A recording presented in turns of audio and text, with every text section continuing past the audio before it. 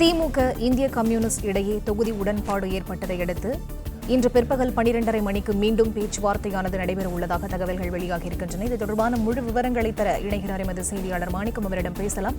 வணக்கம் மாணிக்கம், விவரங்கள்.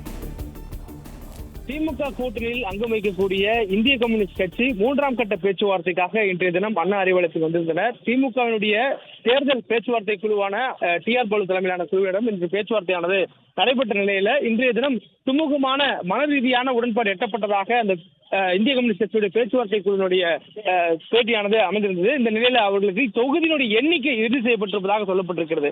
கடந்த முறை CPI கட்சிக்கு 2 தொகுதிகள் திமுக கூட்டணியில் ஒதுக்கப்பட்டிருந்தது. நாகப்பட்டினம் தொகுதியும் அதே போன்று திருப்பூர் தொகுதியும் திமுக கூட்டணிக்கு கடந்த முறை 2019 நாடாளுமன்ற தேர்தல் ஒதுக்கப்பட்டிருந்தது.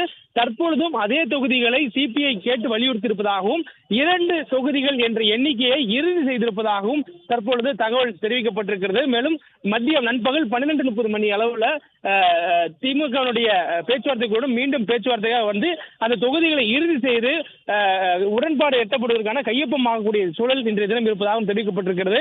இன்றைய தினமே இந்திய கம்யூனிஸ்ட் கட்சி, மார்க்சிஸ்ட் கம்யூனிஸ்ட் கட்சி, மதிமுக ஆகிய இந்த 3 கட்சிகளுக்கும் உடன்பாடு எட்டப்படுவதற்கான வாய்ப்புகள் இருப்பதாகவும் திமுக தரப்பிலிருந்து ஒரு தகவல் தெரிவிக்கப்பட்டிருக்கிறது.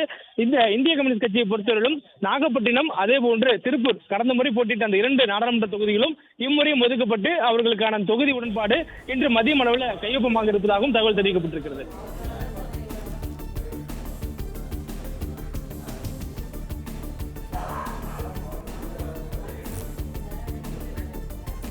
விவரங்களுக்கு நன்றி மாணிக்கம்.